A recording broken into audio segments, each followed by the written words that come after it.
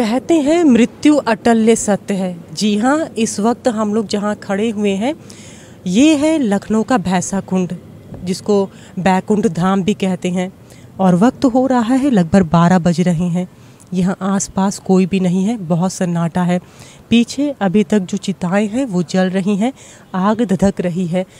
इस बैकुंठ धाम में आज हम आए हैं ये दिखाने के लिए कि जो लोग कहते हैं कि यहाँ पर रात में भूत प्रेत और आत्माएं नज़र आती हैं, उनको क्या ये सच है या नहीं, आइए आपको दिखाते हैं। कुछ लोग यहाँ शायद तपस्या कर रहे हैं किसी तरह की।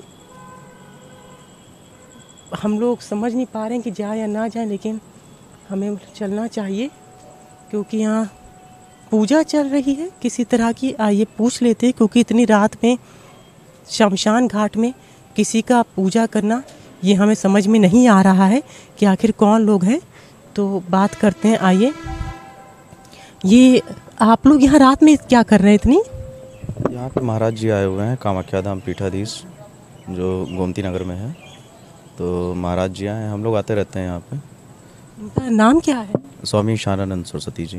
अच्छा, कामाख्या धाम तो काफ़ी मशहूर है, ये उसी के पीठाधीश? जी जी जी। तो इतनी रात में ये यहाँ पे क्या कर रहे हैं? हम महाराज जी आते रहते हैं यहाँ पे अपना साधना करने, तो पूजा करने। आज चिता जल रही तो चिता साधना अपना करते रहते हैं। और जैसे हर महीने आते रहते हैं, तो आज महाराज जी ने हमसे कहा भी चलने के लिए, तो हम लोग आए हैं वहीं पे साधना कर रहे हैं। तो ये चिता साधना होती है? जी जी जी। तो क्या आप हमारी बात करा सकते हैं? ज़रूर करा सकते हैं, लेकिन थोड़ा सा आपको इंतज़ार करना पड़ेगा क्योंकि अभी महाराज जी पूजा कर रहे हैं। तो कितना वक्त लगेगा लगभग? अभी बस रुक जाइए, हम बोल देते हैं महाराज जी से। तो जैसा वो देखिए हमको बताएंगे वैसे ही हम आपको बताएंगे, फिर अभी रुक जाइए। ठीक। बाबा जी, हम लोग आपसे मिलना चाह रहे थे क्योंकि हम लोग यहाँ आए थे एक खबर के लिए, लेकिन देखा कि इतनी रात में आप यहाँ तपस्या कर रहे हैं। तो क्या आपसे कुछ मिनट बात हो सकती है हमारी?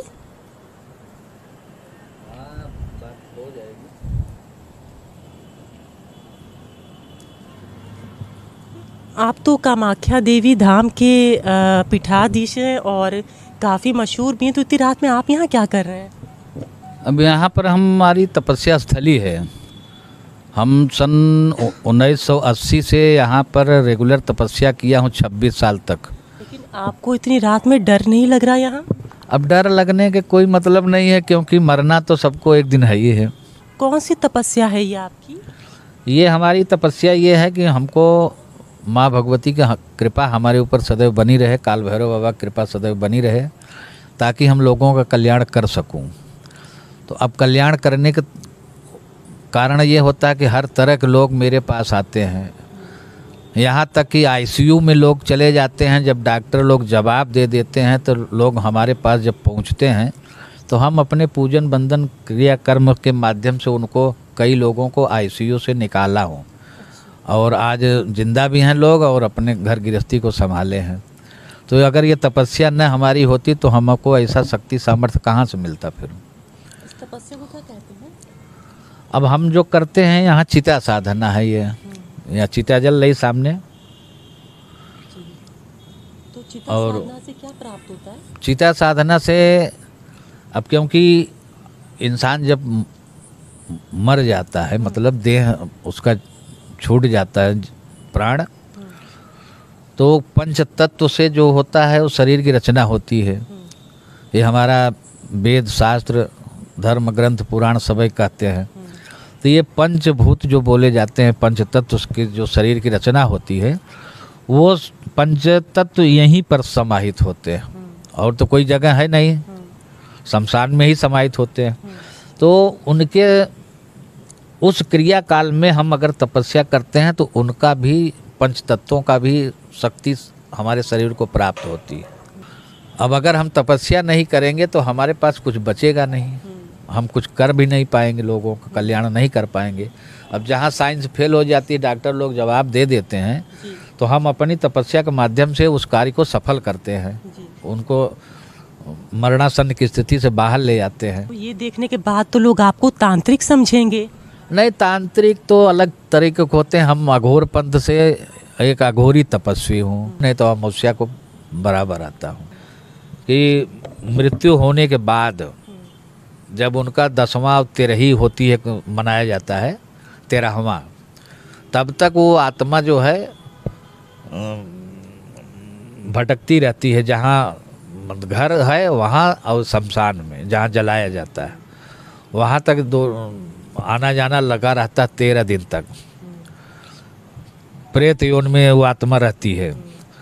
प्रेत योन के बाद जब वो 13वां बीत जाता है तब फिर उनको अच्छे अगर कर्म किए हैं, जो ये हैं जल रहे हैं, अगर ये अच्छे कर्म किए हैं तब तो फिर इनको पितृलोक मिलेगा।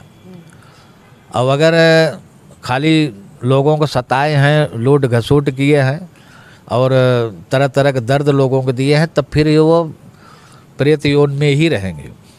या ज़्यादा अगर दिक्कत होगी तो नरक लोक में चले जाएंगे और उनकी मुक्ति नहीं मिलती है। तो हम लोगों ने कहीं आपकी तपस्या में विघ्न तो नहीं डाला ना? अरे कोई बात नहीं है, आप आए प्रेम से और प्रेम से बात हो रही है तो उसमें कोई ऐसी बात नहीं है। मैं 1 नंबर का ये महाशमशान बोला जाता है।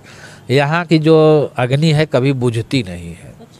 कभी नहीं बुझेगी। अब जैसे ये जल रहे हैं चिता, पूरे शमशान में 20-25 लाशें जल रही हैं इस समय, इसलिए यहाँ की अग्नि कभी बुझती नहीं है, जागृत स्थल है। यहाँ की तपस्या फलदायी होती है। बहुत ऐसे शमशान घाट हैं कि हफ्ता 10 दिन बाद लाशें आती हैं, इक्का दुक्का आती हैं, लेकिन यहाँ तो 30, 35, 40, 50 पर डे जलती हैं।